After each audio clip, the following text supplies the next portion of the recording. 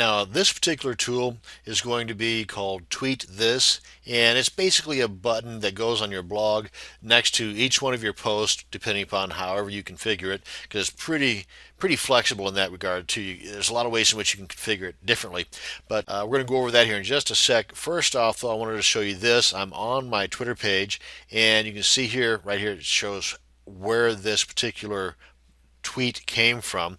But whenever we using Twitter tools from the blog, this is what it looks like. New blog post is how it starts off, and then it just goes into this information here and a little link going to this particular post. So just to kind of give you an idea, it does take up a little extra room of the 140 characters, but again, I just want to kind of show you what it looks like and how easy it is. And the reference point that it gives you is right here. So that said, if we go over to, this is the URL here, Richard X Thripp, that's Thripp.com/tweet-this. That'll bring you to this page. And there are several buttons out there that you can use. This is just one of them that kind of caught my eye, so I figured I'll throw this your way. And it has, like I said, a lot of flexibility to it.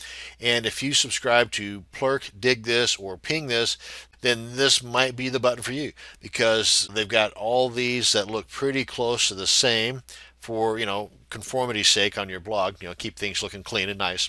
All you have to do is, once you get to this page, you'll scroll down just a little bit too, and right here, click here to download TweetThis version 1.2.3. Again, as of the recording of this particular video. And then once it's downloaded, you know the routine by now. Upload it via FTP or from within your version 2.7 blog. However you're going to do it, you're going to do it. It'll get done. Now then, we head on back over to the plugin section of our WordPress blog 2.7, and we are in the plugin section. Come on down here, and I've already stuck it in here. TweetThis. Click on that. And one of the cool things about this particular button is that it utilizes a different form of shrinking the URL. And what some of us may be used to using, like the tiny URL service or even the snip URL, bud URL, whatever you want to call it.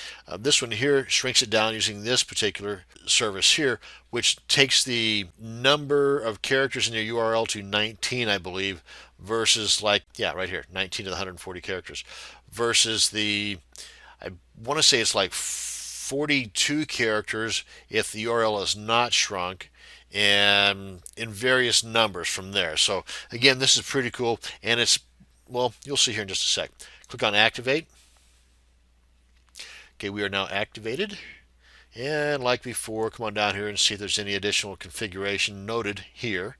And then over here, under settings, click on TweetThis. And frankly, you can just leave this as is and it'll work, pretty darn good just right out of the box. But if you wanted to, you can click on this download arrow here. And if you're familiar with some of these other ones, then by all means, click away and use them instead.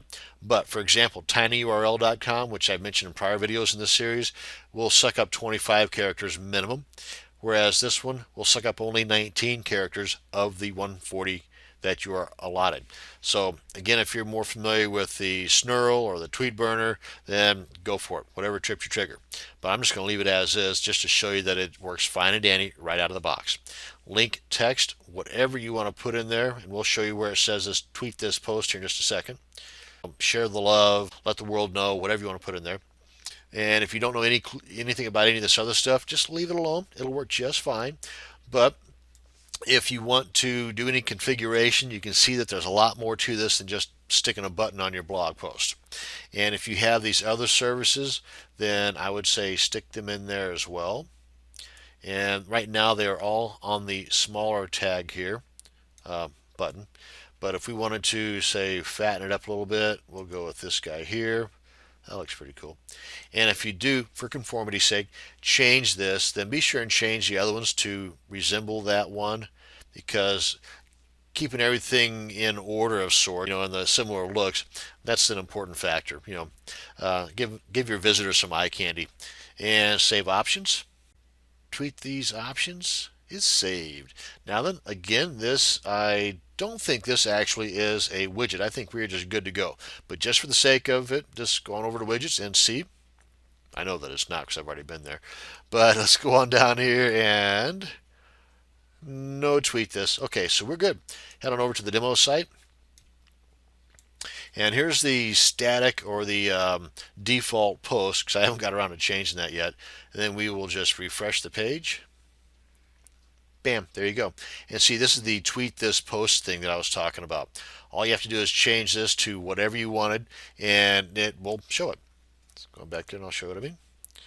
Where are we at here? Go to plugins. Go to the installed ones. No, I'm sorry, that was the wrong one. We don't go there, we go to the settings. Tweet this. And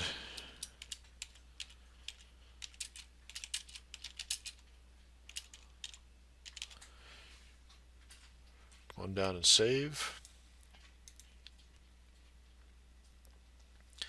Come on over and refresh. There you go. And that's how you can add this pretty cool button to your blog. Thank you much for watching. And again, now that you've got your feet wet, kind of sort of, as to how to not only install plugins, or in this case buttons, but some ideas to how to configure them if you happen to want to. Get out there and do some searching around for some additional plugins that can integrate your WordPress blog into your Twitter page. So that way you can kind of meld the two together. Thank you again for watching. Hope you learned something. Have a great day.